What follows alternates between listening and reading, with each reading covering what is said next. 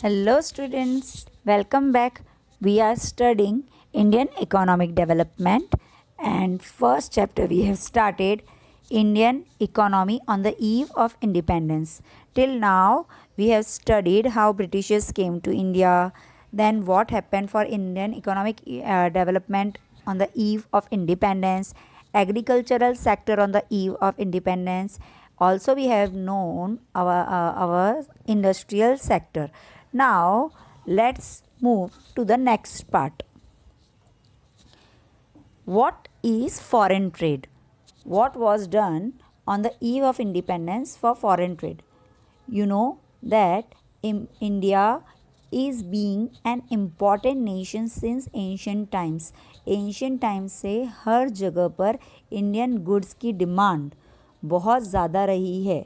हमेशा से ब्रिटिशर्स के आने के पहले भी हम लोगों ने हैंडीक्राफ्ट गुड्स में हमारे मार्केट में बहुत ज़्यादा चीज़ें सोल्ड करी थी. बट जैसे ही ये कॉलोनियल गवर्नमेंट आ गए, उन्होंने सारी पॉलिसीज़ ऐसी कर ली कि सब रेस्ट्रिक्शंस बढ़ा दिए. आपको पता है ना कॉलोनी कौन है? इंडिया कॉलोनी थी और ब्रिटिशर्स रूलर कंट्री थे. तो ये रेस्ट्रिक्टिव पॉलिसीज़ ये गवर्नमेंट ने कर लिए थे, जिस वजह से it adversely affected the structure, composition and volume of India's foreign trade. उन्होंने इतने रेस्ट्रिक्शंस के नए नए रूल्स बना लिए, जिस वजह से फॉरेन ट्रेड करना अब इंडियन लोगों के लिए बहुत मुश्किल होता जा रहा था.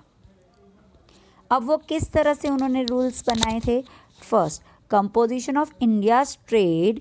India became an exporter of primary products. उन्होंने बोला सिर्फ आप रॉ मटेरियल्स ही एक्सपोर्ट करो, रॉ सिल्क, कॉटन, वुल, शुगर, इंडिगो, यही. And importer of finished consumer goods. और यूज़ के जो गुड्स होते थे, कंज्यूमर को जो यूज़ करना है, क्लोथ्स, कॉटन के clothes, woollen clothes, silk clothes and capital goods, light machinery, ये सब इम्पोर्टर ऑफ फिनिश गुड्स कर दिया. तो क्या हुआ? हमारे यहाँ की रॉ मटेरियल्स जा रहे हैं और फॉरेन से फिनिश गुड्स यहाँ बनकर आ रहे थे. तो यहाँ की चीज़ें जो बन रही थी, आप ही उन्होंने उस चीज़ को हैम्पर कर दिया. यहाँ पे हमारे लेबर्स बना नहीं पा रहे थे, उनको रॉ चीज़ें वहाँ भेजनी थी और बनी हुई चीज़ें वहाँ से आती थी. Next, India's exporter were more than its imports, so there was a large export surplus direction. जो वॉल्यूम निकाला गया इंडिया के एक्सपोर्ट्स का, राइट, यहाँ से एक्सपोर्ट्स बहुत ज़्यादा हो रहा था एज़ कंपेयर टू इम्पोर्ट्स. उस वजह से वहाँ ब्रिटेन की या जो मार्केट थी ब्रिटिशर्स की, तो वहाँ पर उन्होंने मोनोपोली, पूरी मार्केट में उनका ही सारे गुड्स थे, तो उन्होंने मार्केट में अपनी मोनोपोली कर लिया.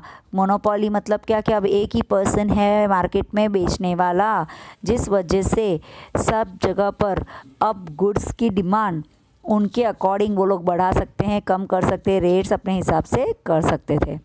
Next, more than half of India's foreign trade was restricted to Britain. वो लोग कहते थे, ब्रिटिशर्स ने रेस्ट्रिक्ट कर दिया था कि आप ज़्यादा से ज़्यादा गुड्स अगर आपको एक्सपोर्ट करना है तो सिर्फ ब्रिटेन यानी ब्रिटिश इंडिया कंपनी को, ईस्ट इंडिया कंपनी जो ब्रिटिश की थी, उनको ही कर सकते हो. While the rest was allowed with a few countries. बाकी हम दूसरी कंट्रीज़ को बहुत कम एक्सपोर्ट करते थे, लाइक चाइना, श्रीलंका, ईरान. लेकिन सबसे ज़्यादा हमारे मोर देन हाफ गुड्स जितने भी एक्सपोर्ट होते थे, वो सब किसको होते थे? ब्रिटेन को ही होते थे. Next, Swiss canal was opened in 1869. Swiss canal उन्होंने बनाया था, एक कैनाल बना लिया था जो कि डायरेक्ट वाटरवेज से जाकर डायरेक्टली वो यहाँ से ब्रिटेन के कनेक्टेड, इंग्लैंड से कनेक्टेड हो रहा था.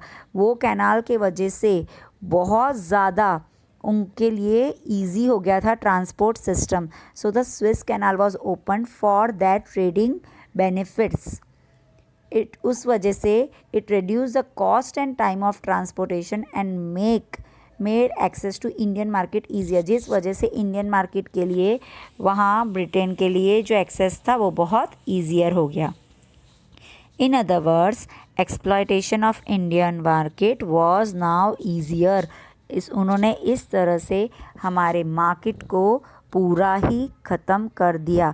कैसे किया, एक बार जस्ट रिवाइज कर लेते हैं, राइट। सबसे पहले उन्होंने क्या किया कि आप सारे रॉ गुड्स हम लोगों को भेजेंगे, and they were exporting to us finish goods. तो हमारे यहाँ से सारे रॉ गुड्स जा रहे थे और वहाँ से फिनिश गुड्स आ रहे थे। ये होने के वजह से ट्रेडिंग में ब्रिटेन ने अपनी मोनोपोली कर दी थी। इंडिया के वहाँ पर सिर्फ उनके ही गुड्स बेचे जा रहे थे।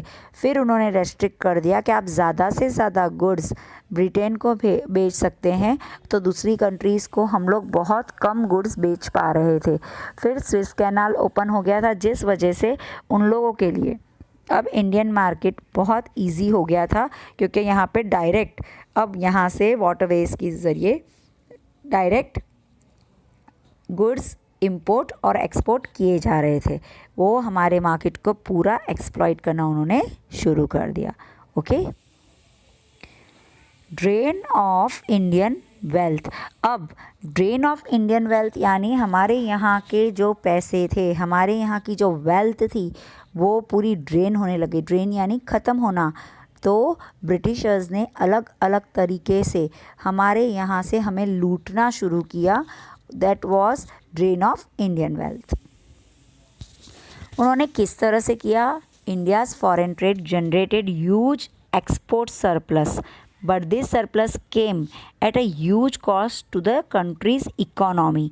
ये उन्होंने कहा कि ये एक्सपोर्ट करने से आप लोगों को फ़ायदा होगा, पर इससे हमारी इकोनॉमी को बहुत ज़्यादा नुकसान हुआ और हमारी पूरी वेल्थ एक्चुअल में ड्रेन हो गई। How? See now first, making payment for the expenses, यानी जो भी खर्चे होते थे उसके पेमेंट्स के लिए पेड करना, incurred by the office setup by colonial government in Britain. ये ब्रिटिशर्स कहते थे कि हमको जो खर्चे आपकी गवर्नमेंट के लिए हम लोगों ने ब्रिटेन में कॉलोनियल गवर्नमेंट बनाई है वहाँ के लोगों को पेमेंट करना है, तो वो हम इंडिया से ही करेंगे। हमारे ऑफिसर्स को जो पेमेंट करना है, क्योंकि वो आपके इंडिया का काम कर रहे हैं, तो उनको पेमेंट करना है। इस बहाने से हमारे यहाँ का पैसा उनके वहाँ पर पहुँच रहा था। First point. Second, expenses on war fought by the British government. British government जो भी वॉर्स पे खर्चा करती थी वो भी इंडिया से लेती थी, because they were used to say कि हम लोग आपके ही पार्ट है और आपके लिए ही वॉर लड़ रहे हैं। इस तरह से कहकर जो भी एक्सपेंस होता था they used to take from India. Import of invisible items.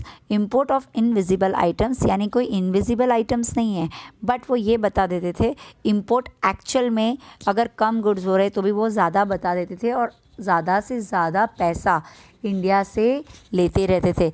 इस तरह से ब्रिटिशर्स ने पूरे इंडियन वेल्थ को खींचना और हम लोगों को ज़बरदस्ती सारे पेमेंट करने के लिए मजबूर कर दिया।